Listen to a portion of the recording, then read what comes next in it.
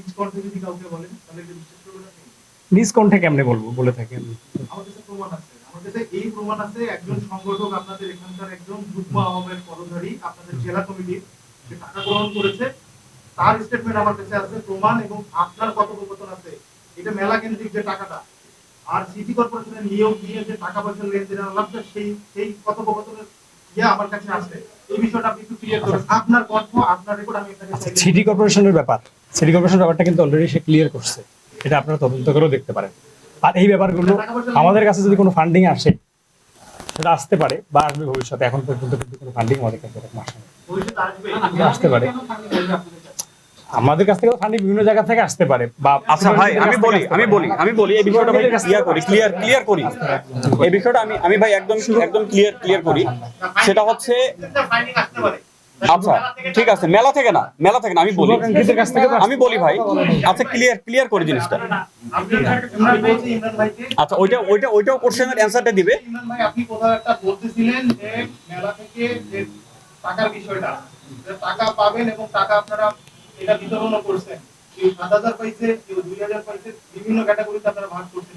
এর স্পষ্ট প্রমাণ আমার কাছে আছে। আচ্ছা এই বিষয়টা ও অ্যানসার দেবে, তার আগে আমি 30 সেকেন্ডে শুধু আমি ব্যাখ্যাটা দিয়ে দেই। এরকম না ওরকম এটা বলো ভাই, এরকম কোনো তথ্য থাকলে তাহলে হইতে পারে বানানো বা এরকম কিছু, এরকম কোনো আসলে এরকম কোনো কথা হয়নি। এখন তো এই দিয়ে অনেক কিছু করা সম্ভব হয়।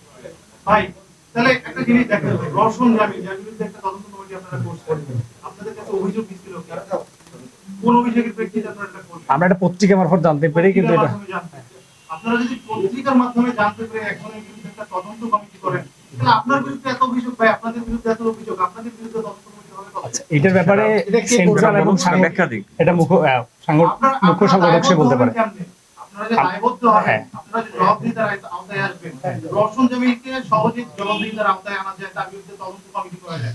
আপনার বিরুদ্ধে শত শত অভিযোগ যদি থাকে, আপনি কবে ভাই আচ্ছা, জবাবদিহিতার আওতায়? আমরাও তো জবাবদিহিতার বাইরে না, জি আমাদের জবাবদিহিতা করবে, এই জবাবদিহিতার ব্যাপারগুলো মুখ্য সংগঠক সে ক্লিয়ার করবে। ব্যাপারগুলো তো মুখ্য সংগঠক বলবে ওরা কি করছেন। আরেকটা বিষয় যেটা আছে,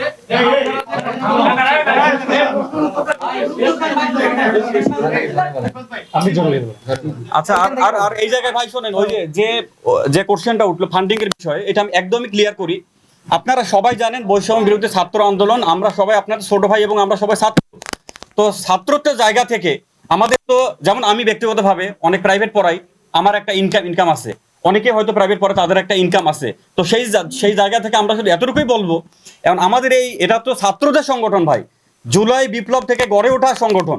তো এইটাতে এই সংগঠন, ছাত্র সংগঠন চালাইতে গিয়ে আমরা আমাদের জায়গা থেকে আমরা প্রথমেই সেটা মেনশন করছি যে ক্রাউড ফান্ডিং এর মাধ্যমে আমরাই আমাদের সংগঠন বিভিন্ন সময় টাকা দিছি, যেটার মাধ্যমে আমরাই পরবর্তীতে আমাদের কোনো ভাইকে সেটা গিফটের হোক বা এই টাইপের যে বিষয়গুলো, যে আপনার স্ক্রিনশটের কথা বলতেছেন, যেহেতু ওখান থেকে টাকাটা বেঁচে যায় এবং ওই টাকাগুলোই কিন্তু আমরা দিচ্ছি। আমার কাছে মনে হয় টোটাল জিনিসটা সামারি করলে আপনাদের কাছে এই বিষয়টা পরিষ্কার। আমি তো আপনাকে মেলা থেকে টাকা সেটা তো সেই দিচ্ছি, ওটা বলেন। ঠিক আছে। আচ্ছা, আপনি ওই যে তদন্ত কমিটির বিষয়